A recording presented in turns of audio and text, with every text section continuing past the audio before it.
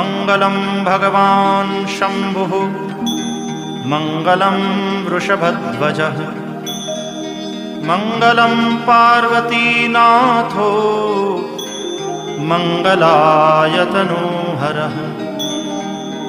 सर्वमङ्गलमाङ्गल्ये शिवे सर्वार्थसाधिके शरण्ये त्र्यम्बके गौरी नारायणि नमोऽस्तुते। अथ मन्त्रपुष्पाञ्जलिः। ॐ जग्नेन जग्नमयजन्त देवास्तानि धर्माणि प्रथमान्यासन् तेहनाकं महिमानः सचन्त यत्र पूर्वे साध्याः सन्ति देवा।